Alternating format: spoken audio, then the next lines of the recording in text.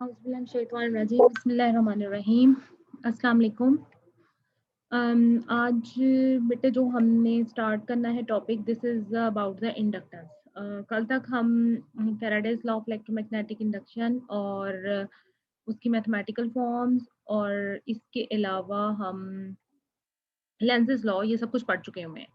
तो आज हम ये इंडक्टेंस को स्टार्ट करने वाले हैं। तो उसके लिए सबसे पहले हम देखेंगे कि बेसिकली इंडक्टेंस होती क्या है। तो इंडक्टेंस आपके पास एक ऐसा फिनोमेना है जिसमें due to the change of magnetic field EMF और करंट इंड्यूस होती है।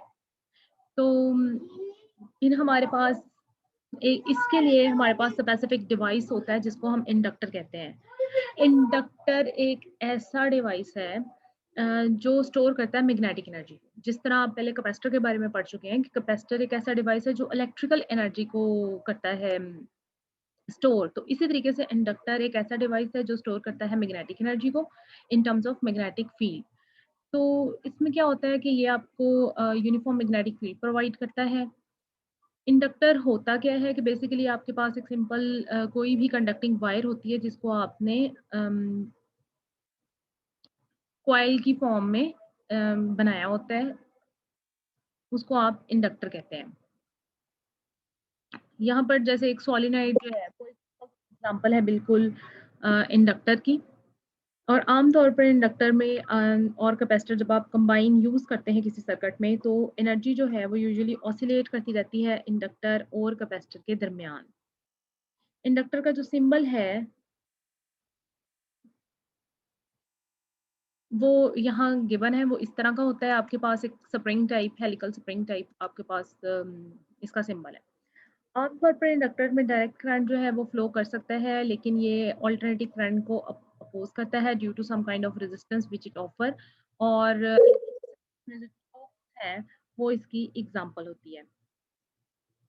अब हम देखते हैं कुछ इसके मैथमेटिकल फॉर्मूलेशन की तरफ कि किस तरीके से हम जो है मैथमेटिकली इसका रिलेशनशिप मालूम कर सकते हैं कि इंडक्टेंस बेसिकली होती क्या है। तो कंसीडर हम कर लेते हैं कि हमारे पास ये एक इंडक्टर है वायर का जिसको हमने सॉलिनॉइड की फॉर्म में लिया हुआ है, यानी एक मटेरियल एक सिलेंडर है कंडक्टर और उसके अराउंड हमने किसी वायर को बाउंड किया हुआ है और इस वायर के साथ हमने कोई सोर्स ऑफ ईएमएफ अटैच किया हुआ है, यानी कोई बैटरी अटैच की हुई है।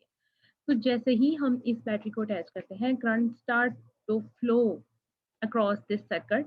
और जब ये करंट फ्लो करता है तो ऑब्वियसली ये एट वंस तो बिल्कुल मैक्सिमम करंट नहीं हो जाता, आहिस्ता आहिस्ता ग्रेजुअली इंक्रीज करता है।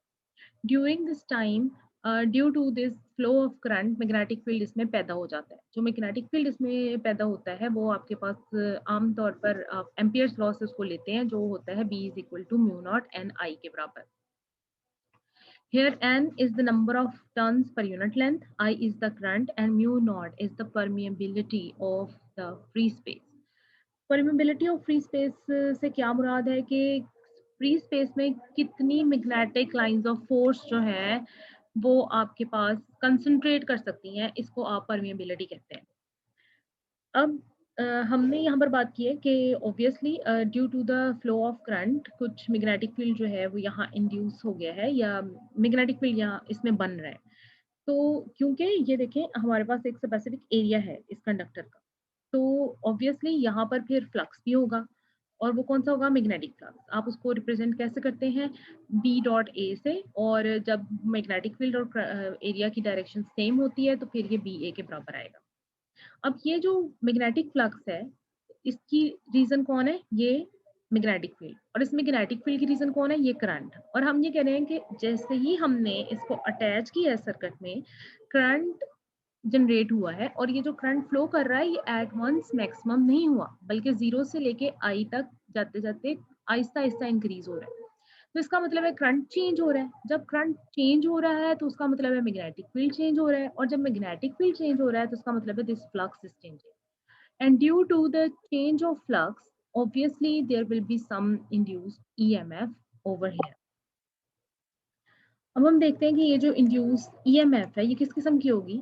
हम ये कहते हैं कि ये जो ईएमएफ इसमें जनरेट हो रही है this is due to the rate of change of magnetic field, और मैग्नेटिक फील्ड की वजह से फ्लक्स, और फिर फ्लक्स और फ्लक्स की वजह से हो रही है, और फ्लक्स मैग्नेटिक फील्ड की वजह से चेंज हो रहा है। और ये जो मैग्नेटिक फील्ड है ये चेंज हो रहा है due to the change of current. तो हम ये कह सकते हैं कि जो भी ईएमएफ इसमें इंड्यूस हो रही है this is directly proportional to the rate of change of current. तो फाइनली आप इसमें कह सकते हैं कि this E L is directly proportional to D I by D T.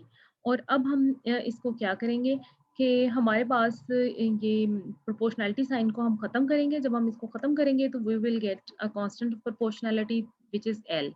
ये एल जो है ये कहलाती है इंडक्टेंस, ये होती है इंडक्टेंस। और ये नेगेटिव साइन आपको शो करता है कि जो ईएमएफ इंड्यूस हुई है this is in the opposite direction to the change of current, मतलब और ये इसको अपोज कर रही है उस कॉज को जिसकी वजह से ये इंड्यूस हो रही है। यहाँ से इस ईएमएफ को हम सेल्फ इंड्यूस्ड ईएमएफ भी कह सकते हैं।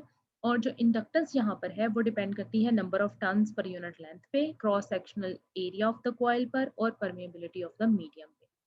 Negative sign shows the self induced EMF oppose the change that has caused it.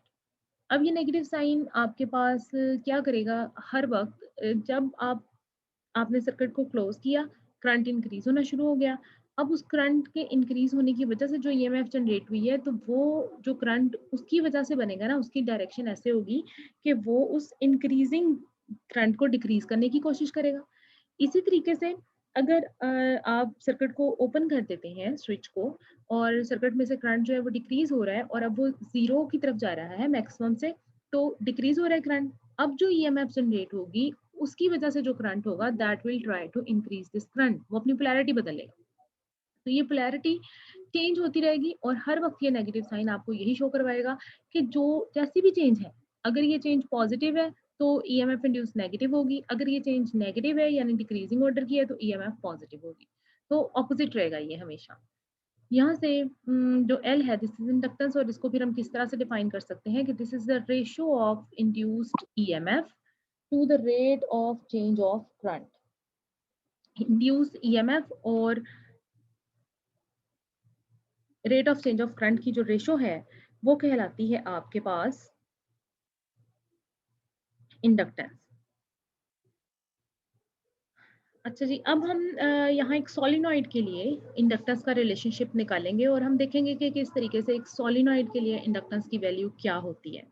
तो सिंपली यहाँ हमने डिफाइन कर दिया कि जो इंडक्टेंस है ये आपके पास क्या होती है, this is the average EMF induced per unit rate of change of current in the coil. Simply mathematically मैंने उसको इजी करने के लिए ऐसे लिख दिया है कि L is equal to EMF divided by D I by D T. और जो इंडक्टेंस है it depends upon the number of turns of the coil, cross sectional area and length of the inductor and permeability of the medium. अगर कोई medium है तो उसके ऊपर, अगर फ्री स्पेस है तो उसके ऊपर। तो ऐसा यूनिट जो होते हैं इंडक्टेंस के वो हेनरी होते हैं।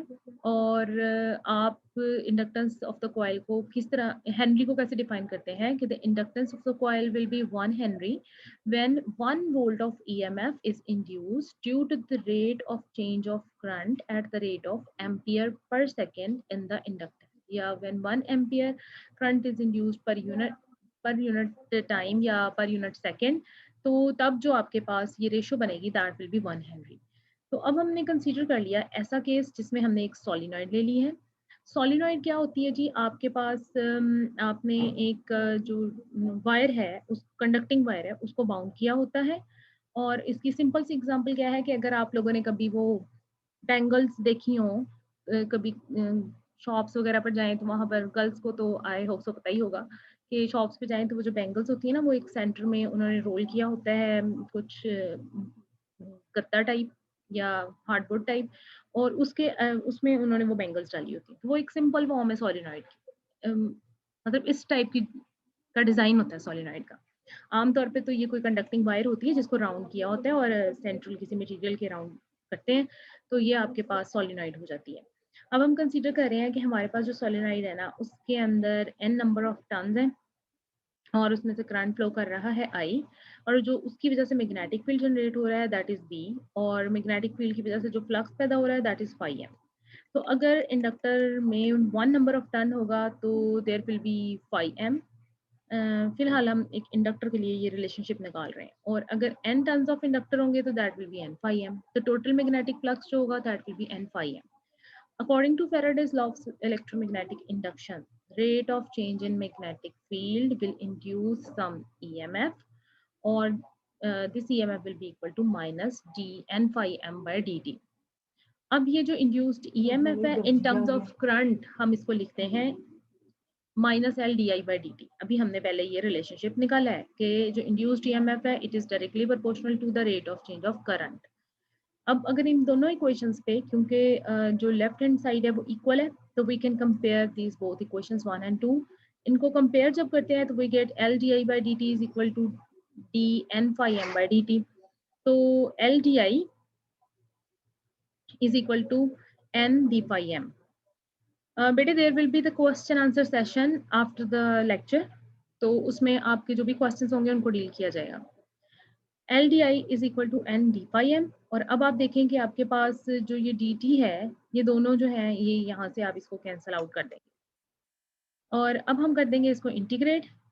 जब इंटीग्रेट करते हैं तो we get L I is equal to N phi M. तो यहाँ से inductance L is equal to N phi M over I. तो ये जो फॉर्मूला है ये इंडक्टेंस का फॉर्मूला है जो किसी भी ज्योमेट्री पर अप्लाई हो सकता है।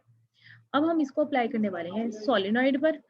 एक टाइटली बाउंड कंडक्टर जो है in the shape of cylinder, उसको आप सोलेनॉइड कह रहे हैं।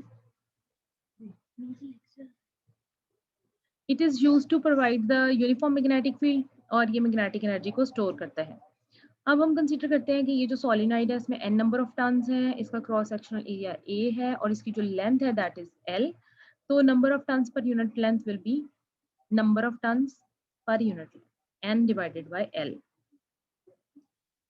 तो ये जो मैग्नेटिक फील्ड अब जनरेट हुआ है जब ये करंट I फ्लो करता है सोलेनॉइड में से, तो B is equal to mu not N I के बराबर है। टोटल मैग्नेटिक फ्लक्स जो है एन फाई एम के बराबर होगा। और फिर total magnetic flux linked with the solenoid क्या होगा, इस n की जगह पर देखें हमने वो जो फॉर्मूला n बाय l लिया है वहां से लगाएंगे हम एन एल और phi is equal to B A. तो B की वैल्यू है म्यू नॉट एन आई, वो हमने पुट किया, तो हमारे पास जो टोटल मैग्नेटिक फ्लक्स बना वो mu naught N square I L के बराबर बन गया। अब हम टोटल मैग्नेटिक फ्लक्स जो है एन फाई एम वो हमारे पास बराबर हो जाता है mu not N square I A L के। और फाइनली हमारे पास इंडक्टेंस का फॉर्मूला है L is equal to N phi over I. तो हम एन फाई की जगह पर ये वैल्यू पुट कर देते हैं mu naught N square I A L, जो कि प्योरली सोलेनॉइड के लिए है। तो जब हम इसको पुट करते हैं तो आई विल गेट कैंसल और हमारे पास बचेगा mu naught N square L A which is the inductance of the solenoid. और अगर हम इसको L से डिवाइड कर दें तो that will be the inductance of the solenoid पर unit length, and this will be written as mu naught n square a। तो यहाँ पर ये जो इंडक्टेंस ऑफ सोलेनॉइड है it will depend upon the number of turns पर unit length, ये cross sectional area पे डिपेंड करेगा और परमेबिलिटी ऑफ मीडियम पे डिपेंड करेगा। और जो इंडक्टेंस है इट विल इंक्रीज 4 टाइम अगर आप इन नंबर ऑफ टर्न्स को डबल कर देंगे, क्योंकि ये देखें जी ये स्क्वायर है। और फाइनली ये जो इंडक्टेंस है अगर हम किसी मैग्नेटिक मटेरियल को इस्तेमाल करेंगे, तो आई होप सो कि प्रीवियस कोर्स में आप magnetic properties of the material पढ़ चुके हैं और उसमें आपने ये देखा था कि जब हम कोई भी मैग्नेटिक मटेरियल इस्तेमाल करते हैं तो उसके नतीजे में परमेबिलिटी फ्री स्पेस की बजाय पे हम परमेबिलिटी ऑफ मीडियम का इस्तेमाल करते हैं और उसके नतीजे में जो मैग्नेटिक फील्ड है उसकी इंटेंसिटी बढ़ जाती है। तो अब जो टोटल मैग्नेटिक फील्ड है B, अगर हमने इस्तेमाल किया हुआ है इस सोलेनॉइड में कोई मैग्नेटिक मटेरियल, तो उसकी वजह से ये इक्वल हो जाएगी Km B नॉट के। This Km is the permeability of that specific material. जो भी मटेरियल आप इस्तेमाल कर रहे हैं उसकी परमेबिलिटी जो है वो ये Km होगी। और B नॉट जो है ये आपके पास है सिंपल मैग्नेटिक फील्ड जब आपके पास कोई मीडियम आप इस्तेमाल नहीं कर रहे हैं। तो अब ये दोनों का आपस में इस तरह रिलेशनशिप है। जब हम ये रिलेशनशिप यूज करेंगे और हम कोई मीडियम इस्तेमाल करेंगे तो फिर हमारे पास जो इंडक्टेंस होगी वो भी बराबर होगी L is equal to K M L not के। और एल नॉट हमारे पास वो इंडक्टेंस होगी when there is no medium in the conductor, sorry in the inductor and inductor is empty. लेकिन when we have some material in the inductor, let's say it is some water or it is some molecule, और इसके अलावा आप ये भी कह सकते हैं कि maybe it is iron और maybe it is copper, कुछ भी मटेरियल इसके अलावा उस वायर के अलावा अंदर कोई और मटेरियल आपने इस्तेमाल किया हुआ है, तो उस मैग्नेटिक मटेरियल की भी परमेबिलिटी को आपको लेना पड़ेगा। और उसके लिए फिर यहाँ पर ये L होगी इंडक्टेंस ऑफ दैट इंडक्टर जिसमें मैग्नेटिक मटेरियल मौजूद है, और Km होगी permeability of that specific material. L naught होगी inductance of the material, inductance of the inductor when there is no material. तो L नॉट की वैल्यू यहाँ से हम ले लेंगे, that is mu naught n square A into L। ये देखिए ना, ये वाला जो फॉर्मूला था हमारे पास, mu naught n square L A। तो ये हम पुट करेंगे यहाँ पर। जब इसको हम पुट करेंगे और साथ में Km लेंगे which is the permeability of the medium, तो वो will be able to find out the inductance of the conductor with some magnetic material. तो आज के लिए हमारे पास जो हमारा टॉपिक था इंडक्टेंस वाला, और उसमें हमने सिंपल इंडक्टेंस के फार्मूलाज देखे हैं, और इसके अलावा हमने फॉर्मुलेशन देखी है कि किस तरीके से सोलिनॉइड जो है उसमें हम इंडक्टेंस को फाइंड आउट कर सकते हैं। And you are suppose to do the numericals which are given in your book, तो वो आपने साथ साथ करते रहने हैं।